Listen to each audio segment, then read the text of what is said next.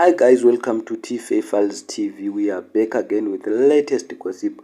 Nyaya dziri kupisa dziri kutenderera pasocial media. Jah Prayzha azoramba kupusiswa nezanupf mushure mekunge akadzingwa sembwa palive on stage. Pane video iri kutenderera pasocial media achinzi hello Jah Prayzha chimira zvakwana, asi pachirungu aita inonzi take advantage of the situation because zanupf ari kudedzera kuti yakamubisa chiremerera, saka iyezvo azviramba izvozvo. Aita inonzi take advantage of the situation, akaprinta matshirt akanyorwa kunzi hello Jah Prayzha, hello Jah Prayzha chimira, akanyora zvake kuti wagwizi. Handizi guys kunoti kudii, asi vanhu vafanira kuseka vachidedzera kuti vakugona vanhu vezanupf vanokushandisa vokurakasha, kana vapedza vokurasa. Usakanganwa kuti wakamboseka soldier love. Saka zvinonzi seka urema wafa, because Jah Prayzha akamhonyora kuti iye unoti wadedzwa kumusangano wezanupf woramba zanupf yokudza kuti haumbofa wakapefoma muZimbabwe.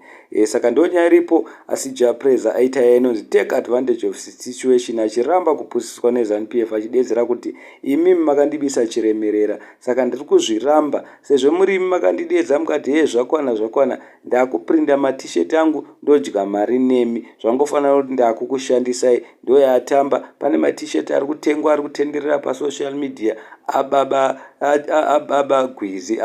gwizi Jah Prayzha. Handizi kuti munoti kudii guys. Vamwe vanhu vadedzera, saka Jah Prayzha watongoona opportunity yekuita mari, saka wakangwara, tatifunga kuti wakapusa. Vamwe vafara vachiti ndo zvawaita zanupf waigona. Asi vamwe vanhu vamudza vakati ichi chidzidzo, chitodzidza ipapa kuitira kuti next time kana ukangodedzwa urambe, kwete kungodedzwa kumarari ezanupf. Handizi guys munoti kudii. Please comment down below mutiudze. Thank you so much for supporting and subscribing. Please don't forget to like and